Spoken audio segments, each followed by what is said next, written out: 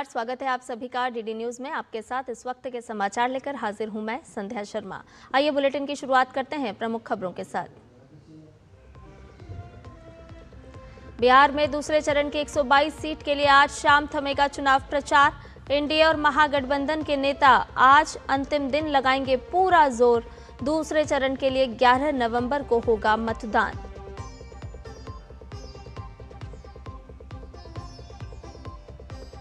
प्रधानमंत्री नरेंद्र मोदी आज देहरादून में उत्तराखंड के गठन के रजत जयंती समारोह में होंगे शामिल। 8,140 करोड़ रुपए से अधिक विकास परियोजनाओं की करेंगे शुरुआत। किसानों को फसल बीमा योजना के तहत 62 करोड़ रुपए करेंगे जारी।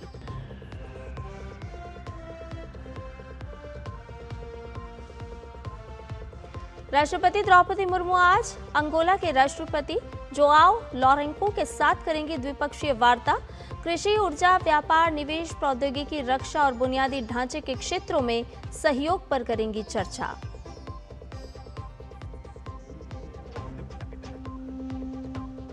फिलीपींस में फोंगवोंग तूफान का दिखने लगा असर। मूसलाधार बारिश के कारण अनेक इलाकों में बिजली आपूर्ति हुई ठप। हजारों लोगों को सुरक्षित स्थान पर पहुंचाया गया।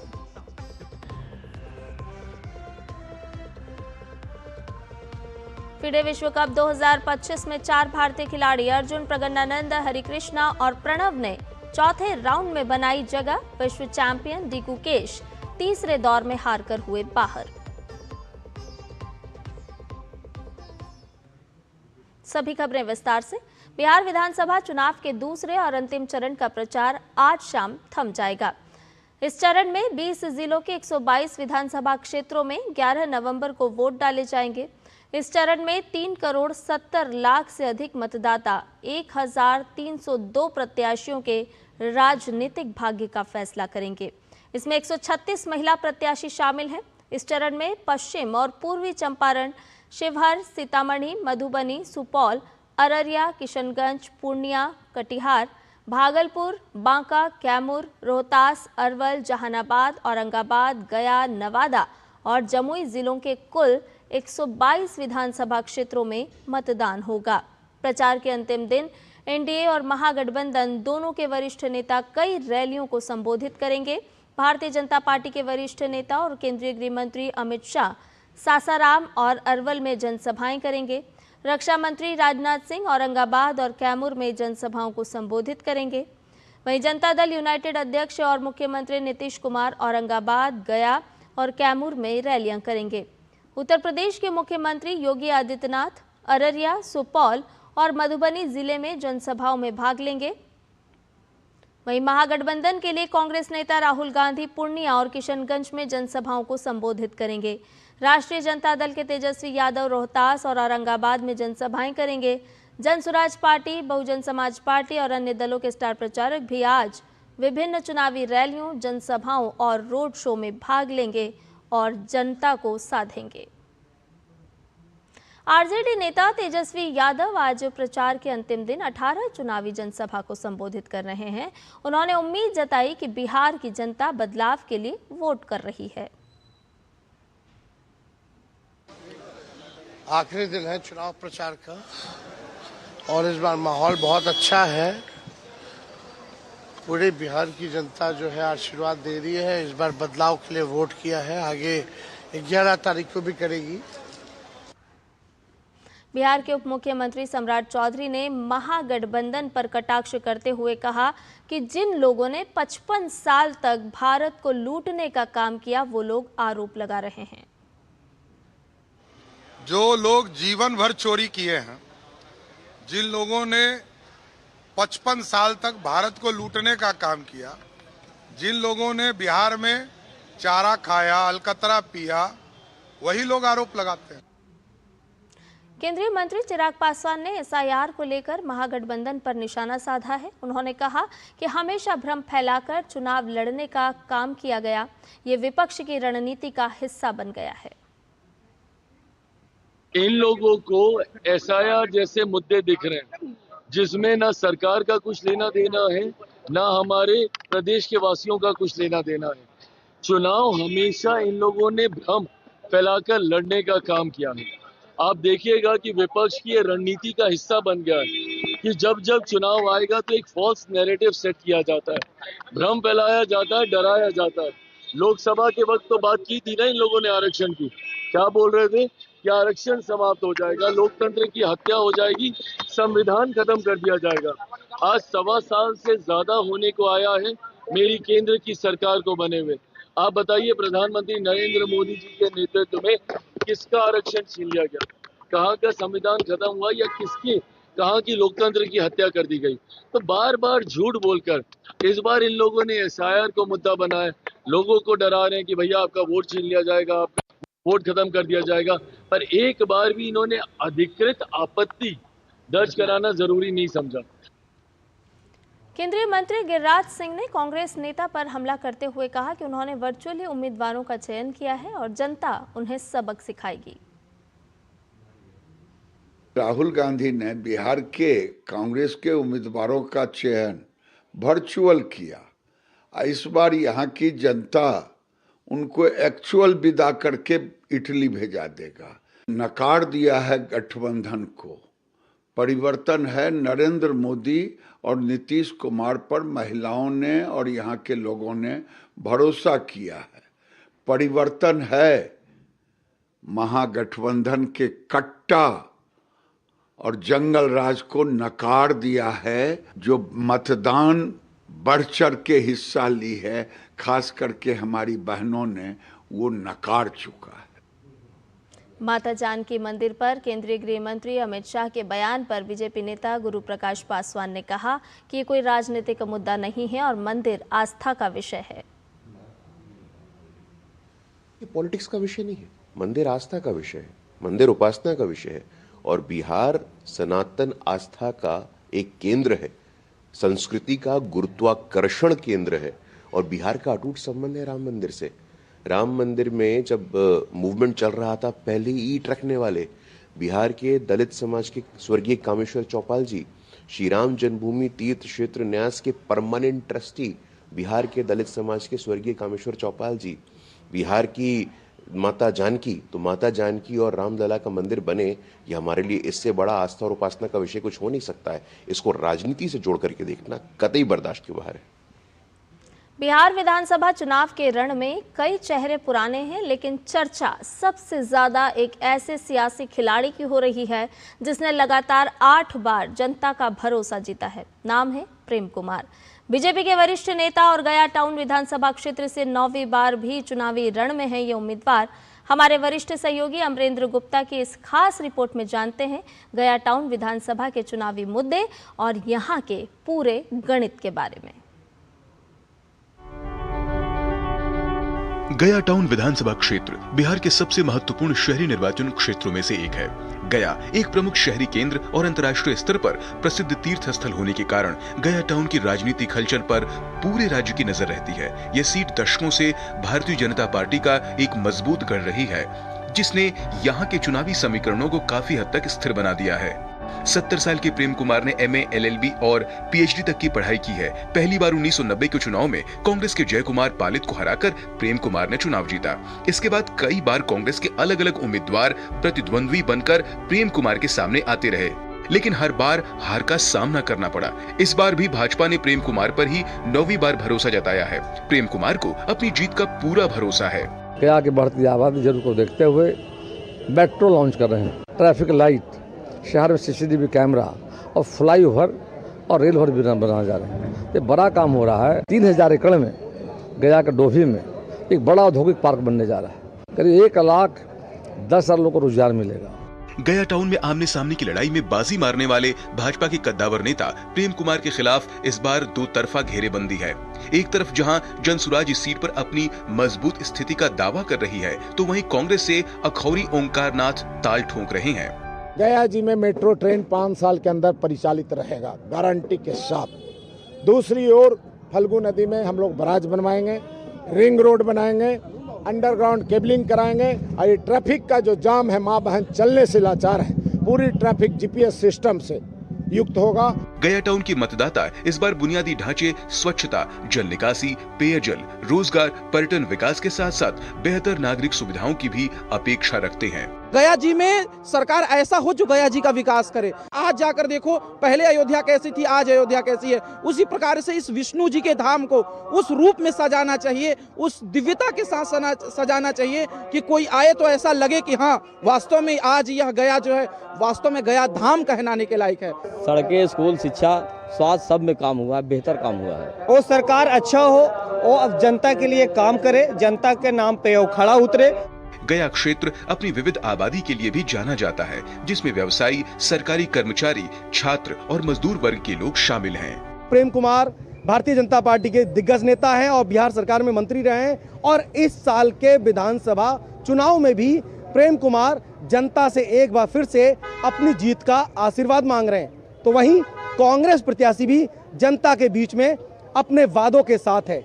अब ऐसे में देखना ये दिलचस्प होगा कि जब बिहार में दूसरे चरण का मतदान होगा और 14 तारीख को नतीजे आएंगे तो बिहार के गया की जनता किसको अपना आशीर्वाद देती है।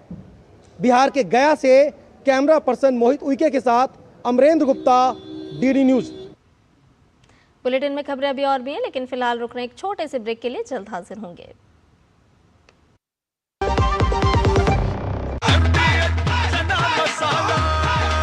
अब छोलिया हो या लोबिया, सफेद चने या काले चने, सब कुछ मजेदार बने। मेरी पसंद, मेरी पसंद, मेरी पसंद, मेरी पसंद, हमारी पसंद, हम सबकी पसंद। मजबूत देश का मजबूत सरिया हो गया स्टील। 3 महीने में पैसे डबल, वाह, फास्ट और हाई रिटर्न्स भी। क्या स्कीम है? कल तो नहीं थी यहाँ और कल होगा भी नहीं।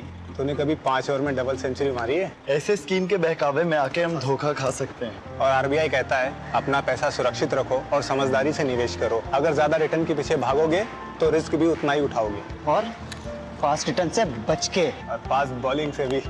आरबीआई कहता है जानकार बनिए, सतर्क रहिए। लाल रंग इसका अपार, तीखा कम है फिर भी स्वाद, बेमिसाल बेमिसाल MDH Kashmiri, MDH Kashmiri, MDH। Break के बाद समाचार में आपका एक बार फिर से स्वागत है। प्रधानमंत्री नरेंद्र मोदी आज देहरादून में उत्तराखंड राज्य के गठन की रजत जयंती समारोह में शामिल होंगे। प्रधानमंत्री इस अवसर पर एक स्मारक डाक टिकट जारी करेंगे।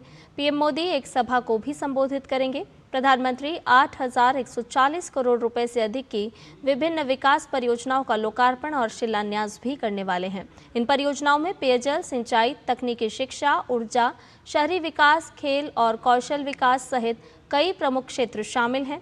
प्रधानमंत्री पीएम फसल बीमा योजना के अंतर्गत 28,000 से अधिक किसानों के बैंक खातों में 62 करोड़ रुपए की सहायता राशि भी हस्तांतरित करेंगे।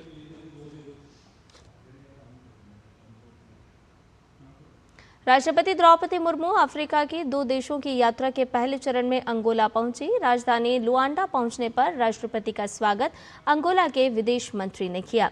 राष्ट्रपति द्रौपदी मुर्मू आज अंगोला के राष्ट्रपति जोआव लोरेंको के साथ द्विपक्षीय वार्ता करेंगी और इस दौरान कृषि, ऊर्जा, व्यापार, निवेश, प्रौद्योगिकी, रक्षा और बुनियादी ढांचे के क्षेत्रों में सहयोग पर चर्चा होने की संभावना है।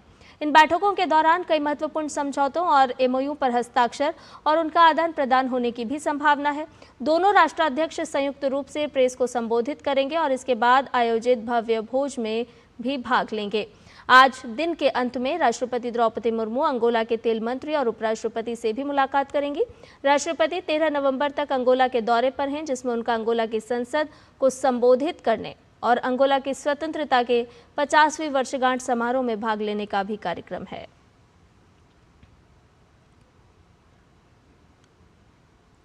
संसद के आगामी शीतकालीन सत्र पर कांग्रेस द्वारा लगाए गए आरोपों पर भाजपा सांसद प्रवीण खंडेलवाल ने कहा कि कांग्रेस ने पिछली बार संसद का सत्र चलने नहीं दिया और सत्र को पूरा बिगाड़ दिया था। पिछले 2 सत्रों में हमने देखा है कि किस तरह से जनता के पैसे की बर्बादी कांग्रेस ने की है। संसद का सत्र चलने नहीं दिया गया, तख्तियां लेकर के नारेबाजी करके पूरे सत्र को बिगाड़ दिया। अब उनसे इतना ही अनुरोध है कम से कम इस बार इस शीतकालीन सत्र को चलने दें तो जनता के जुड़े बहुत से मुद्दों पर हम सार्थक और पर्याप्त चर्चा संसद में कर सकेंगे। एक बड़ी खबर से आपको रूबरू कराते हैं। दरअसल गुजरात एटीएस को बड़ी कामयाबी मिली है। आतंकी गतिविधियों को लेकर सतर्कता के बीच एटीएस ने आईएसआईएस से जुड़े 3 आतंकियों को गिरफ्तार किया है। सूत्रों के मुताबिक ये तीनों आतंकी देश में एक बड़े आतंकी हमले को अंजाम देने की साजिश रच रहे थे, जिसे नाकाम कर दिया गया। गुजरात एटीएस की टीम टेक्निकल सर्विलांस और ग्राउंड इंटेलिजेंस की मदद से ये कामयाबी हासिल की। सूत्रों के मुताबिक इन आतंकवादियों का नेटवर्क देश के कई राज्यों तक फैले हुए होने की संभावना है। जांच एजेंसियां अब ये पता लगाने में जुटी है कि आतंकी देश में किन जगहों पर हमले की साजिश रच रहे थे। गुजरात एटीएस आज दोपहर एक प्रेस कॉन्फ्रेंस करके इस पूरे मामले में और भी जानकारी साझा करेगी। इधर जम्मू कश्मीर पुलिस की काउंटर इंटेलिजेंस कश्मीर इकाई ने आतंकी गतिविधियों से जुड़ी सिम कार्ड के दुरुपयोग के मामले में घाटी के विभिन्न इलाकों में छापेमारी की है। अधिकारियों के अनुसार आज सीआईके की टीमों ने कुलगाम, बारामूला के कुंजर और शोपियां जिलों सहित कश्मीर के 6 जिलों में कई स्थानों पर तलाशी अभियान चलाया। अधिकारियों ने बताया कि छापों के दौरान कुछ सिम कार्ड जब्त किए गए हैं। हालांकि अब तक किसी की गिरफ्तारी नहीं हुई है। सीआईके जम्मू कश्मीर पुलिस की एक विशेष इकाई है जो आतंकवाद से संबंधित मामलों की जांच करती है। सूत्रों के मुताबिक ये कार्रवाई आतंकी नेटवर्क द्वारा सिम कार्ड के गलत इस्तेमाल की जांच के तहत की जा रही है। अधिकारियों ने कहा कि तलाशी से जुड़ी और जानकारी बाद में साझा की जाएगी और इससे पहले कल सीआईके ने श्रीनगर समेत घाटी की 2 जेलों में व्यापक तलाशी अभियान भी चलाया था। इन तलाशी अभियानों का उद्देश्य जेल परिसरों के अंदर किसी भी तरह की अवैध गतिविधि की जाँच करना था। राष्ट्रीय उद्यमिता दिवस के मौके पर देश के उद्यमियों की प्रतिभा और उनकी उपलब्धियों ने सभी का ध्यान अपनी ओर खींचा है। छोटे कारोबारों से लेकर यूनिकॉर्न स्टार्टअप्स तक सरकार की नीतियों ने कारोबार को आसान बनाने और युवाओं के लिए नए अवसर सृजित करने में अहम भूमिका निभाई है। तो देखिए हमारी एक खास रिपोर्ट। भारत में हर साल 9 नवंबर को राष्ट्रीय उद्यमिता दिवस मनाया जाता है। सरकार ने बिजनेस शुरू करने, चलाने और बढ़ाने को आसान बनाने के लिए कई बड़े कदम उठाए हैं। डिजिटल सिंगल विंडो सिस्टम से लेकर नियमों को आसान करने तक सरकार का लक्ष्य है कि कारोबारियों को एक सरल और सहयोगी माहौल मिले। इन बदलावों से समय और संसाधन दोनों की बचत हो रही है, जिससे उद्यमियों और निवेशकों का भरोसा और भी मजबूत हुआ है। पिछले 11 साल में एंटरप्रेन्योरशिप, उद्यमशीलता को बहुत बड़ी ताकत मिली। आज लाखों स्टार्टअप्स टियर 2, टियर 3 सिटी में देश की अर्थशक्ति को, देश के इनोवेशन को ताकत दे रहे हैं। उसी प्रकार से मुद्रा योजना से हमारे देश के करोड़ों नौजवान, उसमें भी हमारी बेटियां, करोड़ों करोड़ों लोग मुद्रा से लोन लेकर के अपना खुद का कारोबार कर रहे हैं। खुद तो अपने पैरों पर खड़े हुए हैं, लेकिन औरों को भी पैरों पर खड़े रहने की ताकत देते हैं। वे भी एक प्रकार से हर व्यक्ति को आत्मनिर्भर बनाने का अवसर दे रही है। सरकार के प्रयासों का ही नतीजा है कि आज भारत में अमेरिका और चीन के बाद दुनिया का तीसरा सबसे बड़ा स्टार्टअप इकोसिस्टम है। भारत में आज 1,90,000 से अधिक स्टार्टअप्स हैं।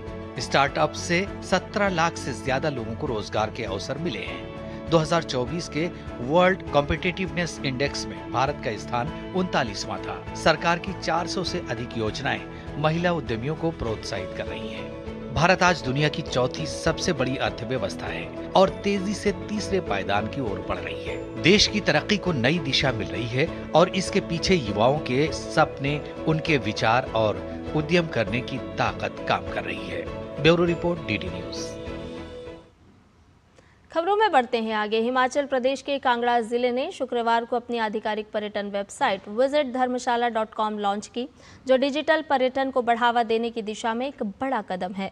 तिब्बती आध्यात्मिक गुरु दलाई लामा ने मैक्लोडगंज स्थित अपने आवास पर आयोजित एक सॉफ्ट लॉन्च समारोह के माध्यम से इस पोर्टल का उद्घाटन किया, जो इस क्षेत्र की प्राकृतिक सुंदरता और सांस्कृतिक विरासत को दुनिया के सामने प्रदर्शित करने में मील का पत्थर साबित होगी।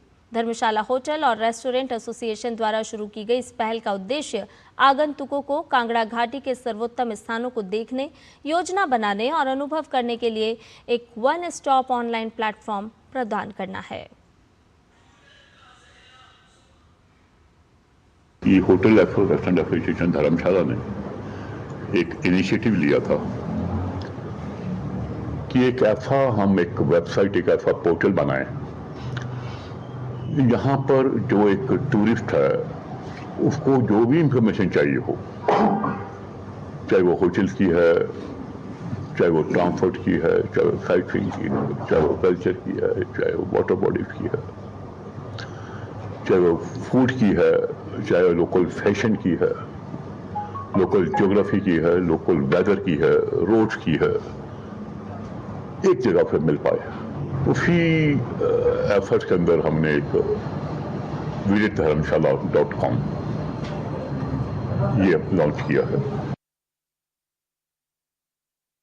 कांगड़ा वैली में हर चीज़ जो एक परफेक्ट डेस्टिनेशन, इंटरनेशनल डेस्टिनेशन की रिक्वायरमेंट है वो मौजूद है। हिज हॉलीनेस दलाई लामा जी की वजह से ये इंटरनेशनल टूरिस्ट डेस्टिनेशन है।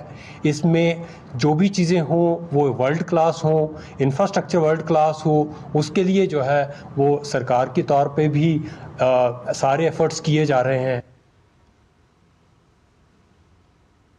भारत से ले जाए गए भगवान बुद्ध के पवित्र अवशेषों का एक अंश भूटान की राजधानी थिम्पू के प्रमुख मठ ताशी छोदजोंग में स्थापित किया गया है। ये मठ भूटान की सर्वोच्च आध्यात्मिक और राजनीतिक संस्थाओं का केंद्र है।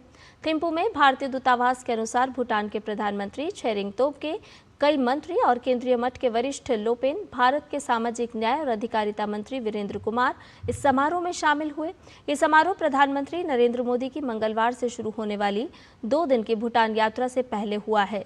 थिम्पू स्थित भारतीय दूतावास ने सोशल मीडिया पोस्ट में कहा कि भगवान बुद्ध के पवित्र अवशेषों को पारंपरिक चिपड्रेल शोभा यात्रा, प्रार्थनाओं, समारोहों और गार्ड ऑफ ऑनर के साथ ताशी छोदजोंग में ग्रैंड क्वेंड्रे हॉल में स्थापित किया गया।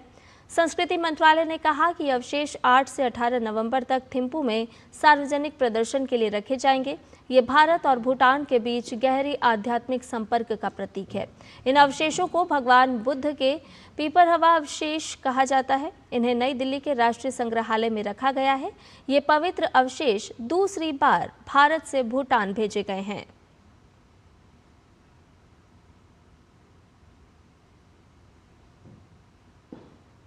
रुक करते हैं अन्य खबर का। फिलीपींस में इस साल के सबसे बड़े तूफान फुंगवोंग ने तट से टकराने से पहले आज देश के उत्तर पूर्वी हिस्सों पर अपना असर दिखाना शुरू कर दिया है, जिसकी वजह से बिजली आपूर्ति ठप हो गई है और हजारों लोगों को सुरक्षित स्थानों पर जाना पड़ा है। फुंगवोंग फिलीपीन के निकटवर्ती प्रशांत महासागर क्षेत्र में पहुंच चुका है। फिलीपीन पहले ही कालमेगी तूफान के प्रभावों से जूझ रहा है। इसकी वजह से कम 204 लोगों की मौत हो चुकी है। कालमेगी अब वियतनाम पहुंच चुका है, जहां कम से कम 5 लोगों ने जान गंवा दी है। फिलीपीन के राष्ट्रपति फर्नांडिस मार्कोस जूनियर ने कालमेगी से हुए भारी नुकसान और फुंगवोंग के कारण होने वाले संभावित नुकसान को देखते हुए आपातकाल घोषित कर दिया है। फुंगवोंग के साथ 185 किलोमीटर प्रति घंटा की रफ्तार के साथ हवाएं चल रही हैं, जो और तेज होकर 230 किलोमीटर प्रति घंटा तक पहुंच सकती है। ये फिलहाल काटेंडुआनिस प्रांत के विराक कस्बे से लगभग 125 किलोमीटर दूर स्थित है। प्रांत में इसके प्रभाव महसूस किए जाने लगे हैं। ब्राजील के पराना में तेज बवंडर के कारण 6 लोगों की मौत हो गई है। बवंडर के कारण रियो बानितो डो इगुआसू शहर में लोगों के घर पूरी तरह से नष्ट हो गए। इसके कारण खेतों में भी भारी बर्बादी हुई है। पराना के मौसम विज्ञान एवं पर्यावरण निगरानी प्रणाली के मुताबिक बवंडर के दौरान हवाओं की रफ्तार 180 किलोमीटर प्रति घंटा से 250 किलोमीटर प्रति घंटा थी। इस बवंडर के कारण 437 लोग घायल हुए हैं और करीब 1000 लोगों को इलाके से विस्थापित होना पड़ा है। खेल की खबरों में फिडे विश्व कप 2025 में 4 भारतीय खिलाड़ी आर प्रगन्नानंद, अर्जुन एरिगेसी, पी हरिकृष्णा और प्रणव वी चौथे दौर में पहुंच गए। प्रगन्नानंद ने आर्मेनिया के रॉबर्ट हौहानिस्वान को हराया। हरिकृष्णा ने पहले गेम में सफेद मोहरों से जीत लिया था। अर्जुन और प्रणव ने भी काले मोहरों से ड्रॉ खेलकर अगले राउंड में जगह बनाई। विश्व चैंपियन गुकेश पहले गेम में काले मोहरों से ड्रॉ खेल चुके थे। दूसरे गेम में जीतने की कोशिश की, लेकिन जर्मनी के फ्रेडरिक स्वानेक ने अंत में गुकेश को हार के लिए मजबूर कर दिया। वहीं 3 भारतीय टाई ब्रेक में पहुंचे। विदित गुजराती, कार्तिक वेंकटरमण और जीएम नारायण ने दोनों गेम ड्रॉ खेले। अब आज वो टाई ब्रेक खेलेंगे। समाचार में फिलहाल के लिए इतना ही। मुझे दीजिए इजाजत। नमस्कार।